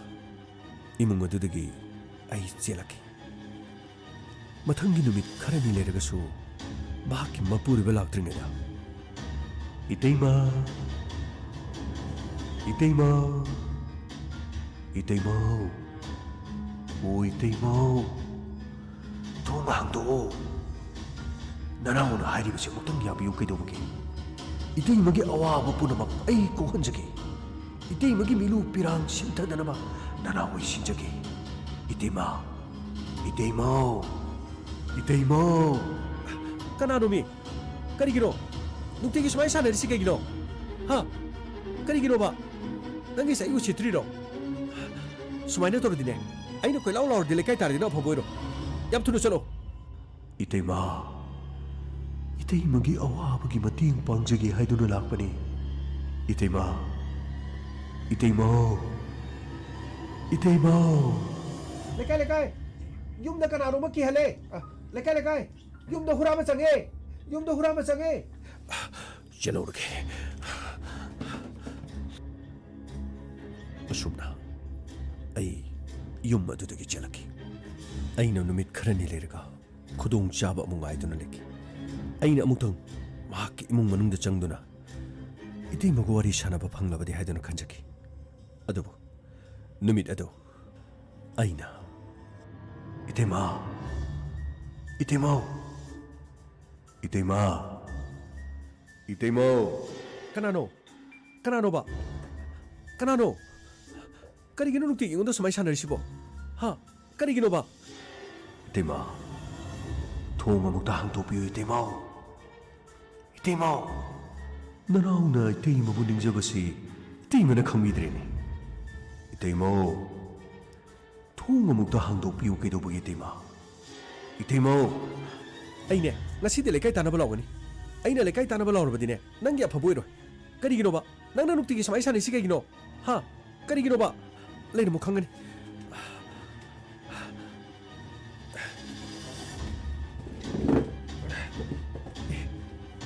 레이티나. 시리그라 뭐 레이티나. 이태마. 아이니. 정치로. 몽도 정치로. 까이기노. 낭도 통로 절시 까이기노. 이태마. 아이니. 이태마 기닝마. 아이나 통면까리. 까이노. 낭나 하이시 까이노. 타도. 그치 타도. 데빗. 그치 타도. 까리기노. 이태마. 아이니 이태마 공가이시라마. 제히 머리 잡자나 바라바리. 이태마. 아이기니 무시 통을.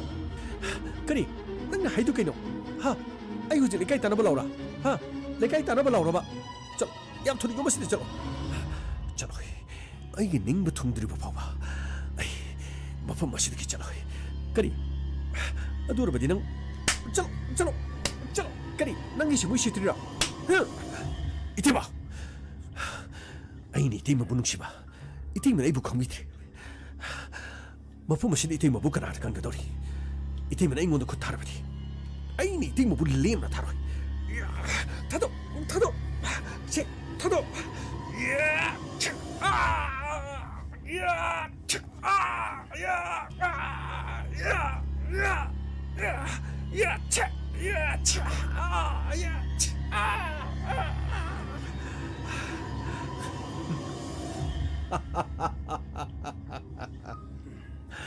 이태마,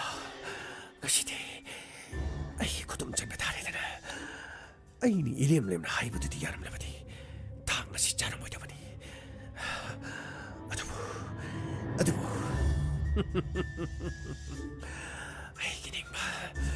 아이 닝마디. 쇼이네 메토마디.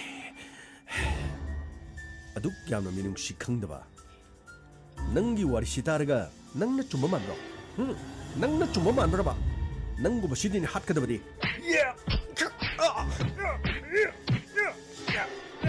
Sir ꯑꯩꯁꯨ ꯈꯔ ꯐꯨꯒꯦ sir ꯃꯁꯤꯒꯤ ꯃꯤꯁꯤꯅꯤꯀꯣ sir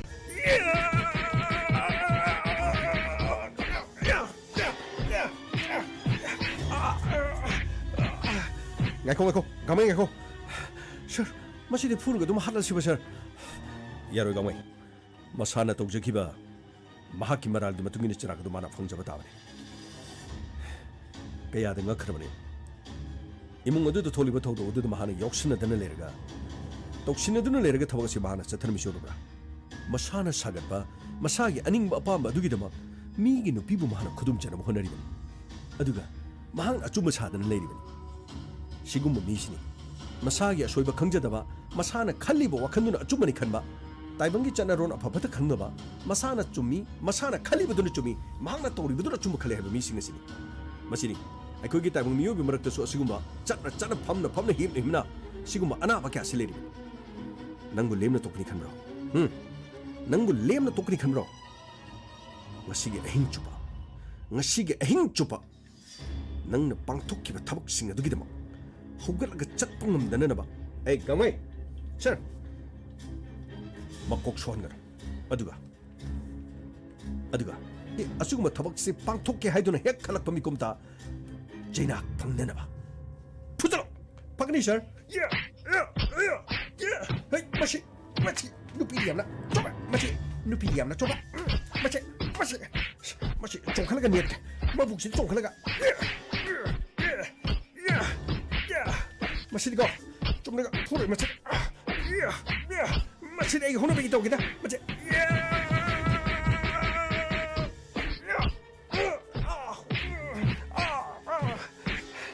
yare gamai yare sida gini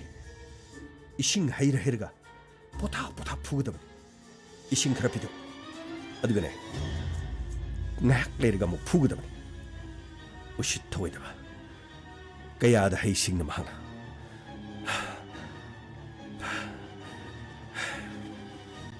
asumna Subhasini gi mihad asi Subhasini gi yum adugi hek maning da leriba David hariba pakhang masasini oramki kaya da ngakra doktorok liba mahaki mo matodana icham chamba malaga mahaki wakhanda lekai idudi inong nong no mau ina lakibi Subhasini mahana kalaki imung adu da kari toribage kari satharibage imung adu da kari ngangnaribage kari toribage heba tumine lumduna taki amadi kudong chaba yengduna mahaki oijaba thiki adugu mahangna khalibu wakhana aduga oiraklibu mong aduga di khenaki madudagi mahangna Subhasini boloshinki sir aigi Subhagi mihad puthopi basigi namak sir yamna thagachari sir chahi khudingi ꯆꯩꯔꯥꯎꯕ ꯂꯥꯛꯄꯗ ꯆꯍꯤ ꯍꯧꯕꯒꯤ ꯅꯨꯡꯉꯥꯏꯕꯗꯣ ꯃꯤꯄꯨꯝ ꯈꯨꯗꯤꯡꯃꯛꯀꯤ ꯊꯃꯣꯏꯗꯗꯤ ꯂꯩꯕ ꯌꯥꯏ sir ꯑꯗꯨꯕꯨ sir ꯑꯩꯒꯤꯗꯤ ꯆꯩꯔꯥꯎꯕ ꯅꯨꯃꯤꯠꯁꯦ ꯁꯔ ꯑꯩꯒꯤ Subhasini ꯀꯥꯏꯅꯕ ꯅꯨꯃꯤꯠ ꯅꯨꯡꯉꯥꯏꯔꯕ ꯅꯨꯃꯤꯠ ꯑꯁꯤꯗ ꯑꯩꯅ Subhasini ꯀꯥꯏꯅꯕꯒꯤꯗꯃꯛ ꯇꯦꯡꯊꯥꯖꯕ ꯇꯥꯕꯅꯤ ꯁꯔ ꯉꯁꯤꯗꯤ ꯑꯩ ꯌꯥꯝ ꯅꯤꯡꯉꯝꯂꯛꯇ꯭ꯔꯦ aina Subhasini bo yu thakla aina hanjalaga yamna ngangbiki yamna chaibiki yamna phubiki chang inchang hauke haiduna masada inchang ngaijanba chak khaijanba imung de yumna haida chak langma inchang langma aina yamna thina tobiki sir ai Subhasini gi mafamda yamna nan khrese aigi lemhauri ba punsi ase Subhasini gi mongpham thaksida ai mongpham thaksida magi manakta dum hiptuna laigani aina kana gi asada hinguni imiti isa oba sunati punama aigi iral ngakta bijando nangna nangi nupida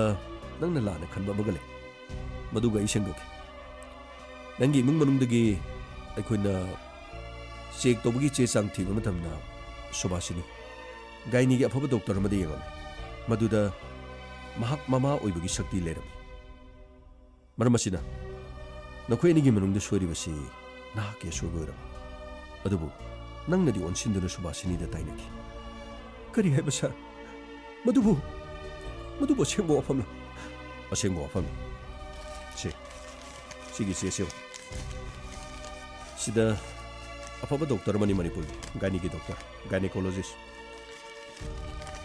यो सिदा हाई मादी mama ओइबगी शक्ति यामना वांगल अदुबु सोइरिबसी नंगोंद सोइरे खंगना खंगना महान मपाम चटखिबे याबदु महाक मपाम चटखिदि मयुम पालकनबनी हाइदुना नंगा हिंगमिनबगी वखंदा महाक लेकी होय मयुमदा महाक हलगे हाइदुना mama पादा क्यारा हाइखिबे लेकी अदुबु महाक अदुमक नंगी नानाक्ता लेकी कनागुम अमतगा अरोना थुप तौखिबसु लेती नंग खंगदना करिगुम लमचट अमा चपनुनबसु नंगना खंब ngambagi tanjadusु लेर अदुबु महाकना नंगोदा मिनमखिदि महाक नंगबु नुसिजबा नंगे असेंगबा नुपिनी सर सुबा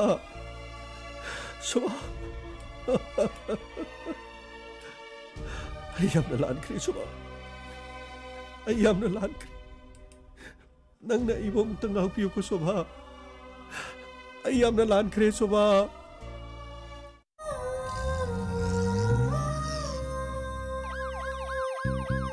लाकले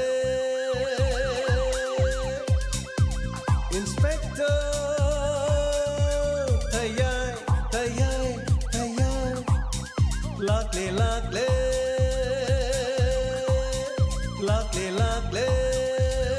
हौजुक ताबिख्रे इंस्पेक्टर तयाई थौरम असिगी हंजनबा 153 सुबा तांकक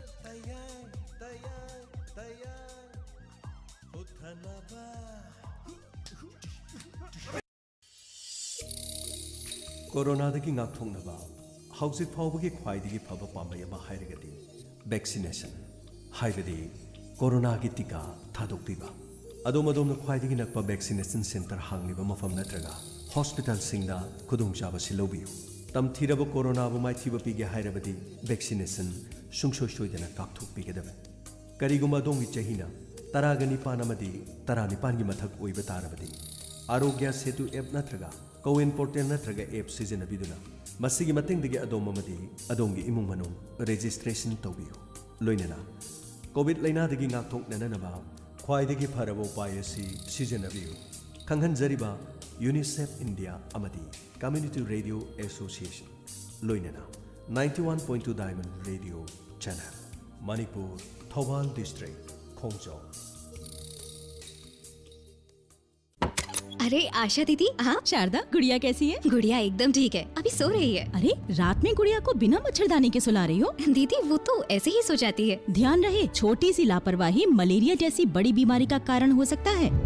ये चेतावनी आपके लिए भी है। गर्मियों और बारिश के मौसम में घर के आसपास पानी इकट्ठा न होने दें। सोते समय हमेशा मच्छरदानी लगाएं। अपने घर में मच्छर मारने वाली दवा का छिड़काव करवाएं। आपकी भागीदारी मलेरिया पर पड़ेगी भारी। स्वास्थ्य एवं परिवार कल्याण मंत्रालय, भारत सरकार द्वारा जनहित में जारी। मियामदा करिगुम्बा मतंग खंगहनजरी मदुदी केमिकल हार अमदी केमिकल गी तिलात इदाक सिजनबना लैबाक लैहाउदा होगी चांग का हेना यावरक्तुना मियोइबता नतना जीव कया हकथेंगना नत्रगना नाकोइनना अकीब लाइना लाइचत कया संदोरक्तुना मालेम असि मांग ताकपगी लंबीदा चंगसिलकली जीव कयादी खोंगुल फावबो मुतख्रबनी मसिबु कन्ननबा ऑर्गेनिक हार अमदी ऑर्गेनिक की तिलात इदाक सिजनबिदुना अकीबा असिदगी ngakthokminarasi असुमना सांगा उसे ओयासिंग मसा मऊ फना योगननबा संगोम पीबा सनबिसिंग हेना संगोम पीनबा nga yamna thuna chawhanba mahaw lehananaba calcium liver tonic energy supplement kya su thungladuna leire loinana laina kaya khangdok pangamba japan na saba mechin gi matengna hojik nariba tungda narakada balayong khangdok piduna hidak chathok piu tinjang kaijang daba nungai ba punsi gi mahaw phangbiu mafam khunyai laikai irengban road kakching akupamarol gi damak 8802 749960 802-749960 ꯑꯃꯨꯛꯇꯪ ꯍꯟꯅ 8802-749960 ꯅꯠꯇ꯭ꯔꯒꯅ 7982-811-906 ꯑꯃꯨꯛꯇꯪ ꯍꯟꯅ 7982-811-906 ꯍꯥꯏꯔꯤꯕꯁꯤꯡ ꯑꯁꯤ ꯍꯦꯟꯅ ꯈꯪꯕꯤꯅꯤꯡꯕꯁꯤꯡꯅ ꯑꯦꯛꯁꯄꯔꯠꯁꯤꯡꯅ ꯊꯥꯡꯖ ꯑꯃꯗꯤ ꯅꯣꯡꯃꯥꯏꯖꯤꯡ ꯍꯥꯏꯔꯤꯕ ꯅꯨꯃꯤꯠ ꯑꯁꯤꯗ ꯑꯌꯨꯛ ꯄꯨꯡ 9ꯗꯒꯤꯅ ꯅꯨꯡꯊꯤꯜ ꯄꯨꯡ 4 ꯐꯥꯎꯕ ꯍꯥꯏꯔꯤꯕ ꯃꯐꯝ ꯑꯁꯤꯃꯛꯇꯗ ꯂꯥꯛꯀꯅꯤ ꯃꯤꯌꯥꯝꯅ ꯈꯨꯗꯣꯡꯆꯥꯕ ꯑꯁꯤꯁꯨ ꯂꯧꯕꯤꯌꯨ Admission open.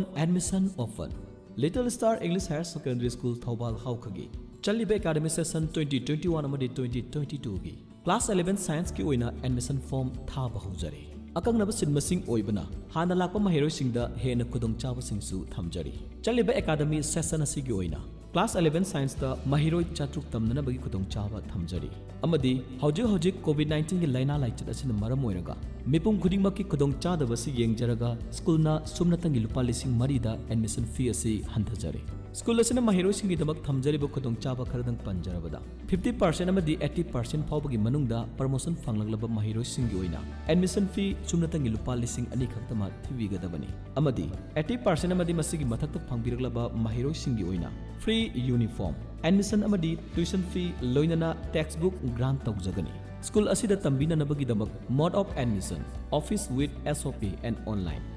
natragana SOP ngangna office ta tawbiba yagani. Mahirosing khangatchabagi thawongna counseling tawjaraba matungda khangatchagani. Akupa marolgi damak contact tawbiyo 7005-697-069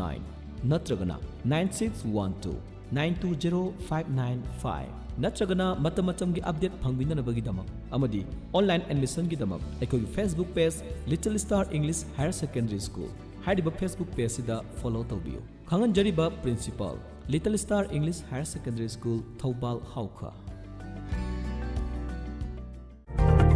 Layingzari State amadi National Award fanglaba MDZia ulak usamna BP nungsang pukta gastric kaba tang sikpa sinus tonsil asthma khwang naba singli nauri sonthaba khongya saba nupi goiba laina sing layingzari ba mafam mari thokna thamjari ahanbada Kekruvila North AOC opposite Kekrupata ayupung 10 dagina numidang wairam pung 5 fauba layingzari Anishubada Mayang Imphal Konsak Bazarda ayuk pung 6 dagi ayuk pung 4 fauba layingzari ahum subadana Yaripok Bamo Laikai Kabarstan Rota yumsakisa numit amadi thangza numit khudingi ayuk pung 10 dagina nungthil pung 3 fauba layingzari mari subada All Bazar Zomi Colony Sisipur da layingzari hena kupa marol khangbining basingna call tawbirau 8414825323 amukahana 8414825323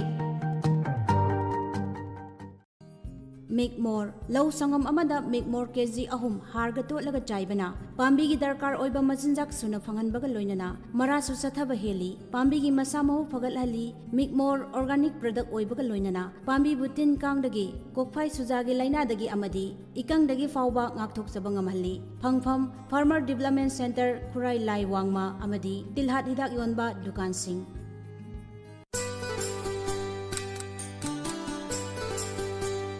Godrej ki double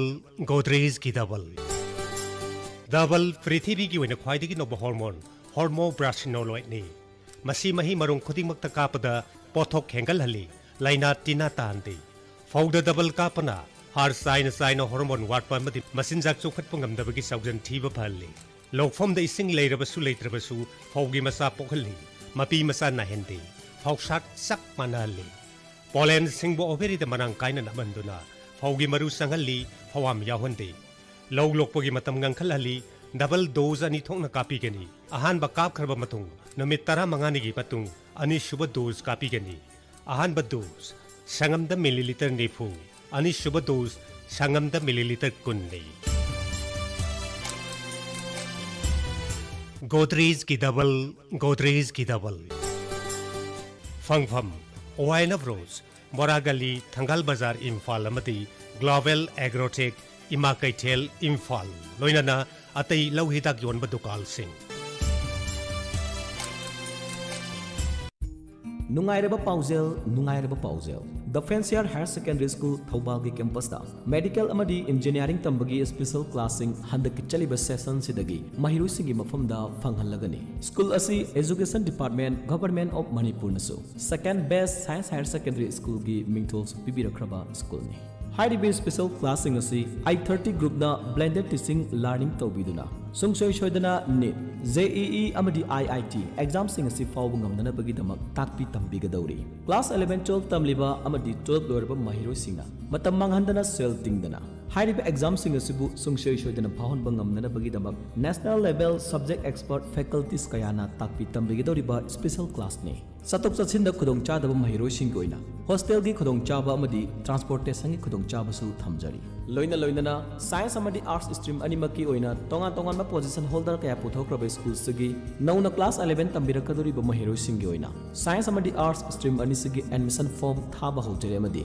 admission su hojare akangna basid masingni hana lakpa mahiroi singda hena khudong chaba sing thamjari akupa marol gi damak school gi website www.fancier.co.in dagi khangbiba yagani natragana aikoi gi email fancierschool@gmail.com natragana aikoi gi contact number 9862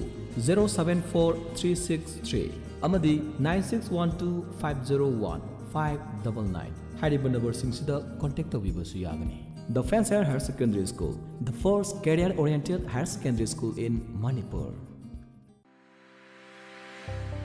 Admission open. Gita Group of Institution Panipat, Delhi NCR. MTech, BTech, Diploma, MBA, BBA, BFSI, Hotel Management, LLB, LLM, BBA, LLB, BA, LLB, M8, B8, Diet, B-Farm, Amadi D-Farm. हाइरिबसिंग असिगिदमा north east की छात्र चामरीरोम हौजे हारिबा मफम असिदा मही तमदुना लेरी लोइनाना मणिपुर की छात्र निफुरोम सु मफम असिदा मही मसिंग तमदुना लेरी मफम असिदा मही तमबिनिंग बसिंगना 9996644486 हारिबा नंबर असिदा कॉल तोबिरक्तुना अकुपा मरोल खंगबा यागनी नंबर असि मणिपुर लेबा ऑफिस की नंबर ने लोइनाना आइखोई की वेबसाइट www.gita.edu.in हारिबसदिगे अकुपा मरोल खंगबा यागनी छात्र लिसिंग निपान हेमना कैंपस निपान दा लोइनाना एकर निफु मंगा की मफम ओइरबा मफम असिमक्तदा इंस्टीट्यूशन 13 गा लोइनाना फैकल्टीज संगा गा यांखै लोइनाना चही 18 की एक्सीलेंस लेरबा मफम अमनी मफम असिदा मही तंबगी दमक चथोक चथिन की खुदोंग चाबसु पिजरी ngasi maktanabiyu unabiyu Gita Group of Institution Panipat Delhi NCR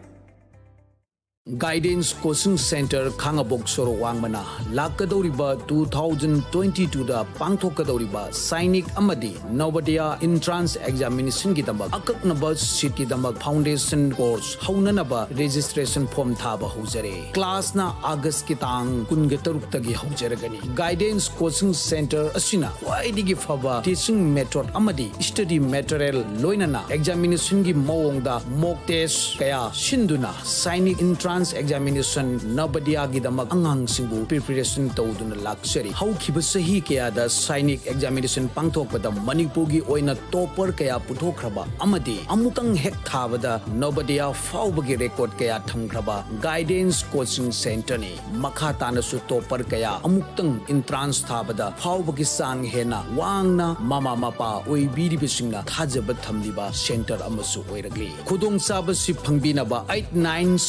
8974298074 Amadi 7630944831 da Lakliba August Kitang Kunmanga Faubagi Manungda Phone Amadi WhatsApp ki Kuthang da Pau Phobiragnaba Guidance Coaching Center Khangabok Sorowamagi Maikedi Nishingjari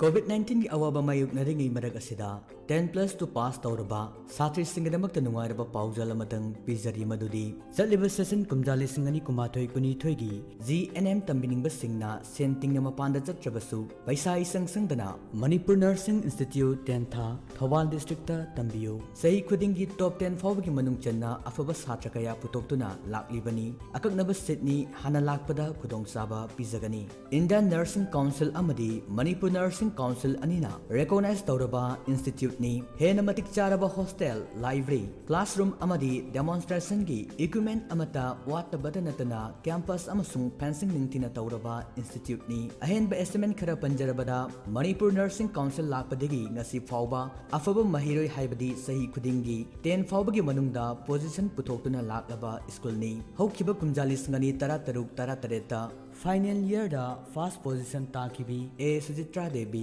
Langjing Asoba second position da L Menaka Devi Tentha Khongbal second year final da 6th position takibi P Menaka Devi Tentha Marongban 8th position takibi E Anisa Devi amadi K Hislata Devi Khongjom Langthabal amasung first year final da 4th position K Mirabai Devi Charangpat 10th position N Bandana Devi Tentha Khongbal asini afaba mahiroi puthokpa haiba asina pandam oiraba school ni ngasimag lakpiduna GNM course asibu tambiu kudong chaba si manghan biganu mapanda chatuna sel yamna changhanbagi wakhalon thadoklasi hena kupa marol khangmining singna call tobidau 7005 541475 amungtanga hana 7005 541475 amadi 9366 266898 amungtanga hana 9366 266898 lunana 9612 254716 amutang gahana 9612 254716 Rohan बेटा जरा दादी की लाठी लाना। अरे mummy आपको दादी की लाठी की क्या जरूरत पड़ गई? क्या हो गया? बेटा जोड़ों में बहुत दर्द है, चला नहीं जा रहा। अरे मम्मी आपको तो बुखार है और जोड़ों में दर्द भी, ये तो चिकनगुनिया हो सकता है। जी हाँ, चिकनगुनिया के लक्षण जैसे तेज बुखार, सिर दर्द और जोड़ों में तेज दर्द हो तो निकटतम स्वास्थ्य केंद्र या अस्पताल से संपर्क करें। चिकनगुनिया से न घबराएं, खुद को और अपने परिवार को मच्छरों के काटने से बचाएं। स्वास्थ्य एवं परिवार कल्याण मंत्रालय, भारत सरकार द्वारा जनहित में जारी। लो राधा, बारिश से बचने के लिए छाता तो मैं ले आई। डेंगू और चिकनगुनिया से बचने का उपाय वो कौन करेगा? ये तो किसी ने बताया ही नहीं। मैं बताती हूँ। पानी से भरी टंकियों व बर्तनों को अच्छी तरह ढक कर रखें। हर सप्ताह कूलर को खाली करके सुखाकर दोबारा भरें। घर व आसपास टूटे बर्तन, डिब्बे, टायर इत्यादि में पानी जमा न होने दें। मच्छरों के काटने से बचने के लिए कॉइल, क्रीम, मशीन आदि का प्रयोग करें। डेंगू के मच्छर दिन में काटते हैं, इसलिए पूरे शरीर को ढकने वाले कपड़े पहने। बुखार हो तो डॉक्टर की सलाह ले। समझ गयी? हाँ समझ गयी, और अब दूसरों को भी बताऊंगी। ये कुछ आसान उपाय अपनाएं, डेंगू चिकनगुनिया को दूर भगाएं। स्वास्थ्य एवं परिवार कल्याण मंत्रालय, भारत सरकार द्वारा जनहित में जारी।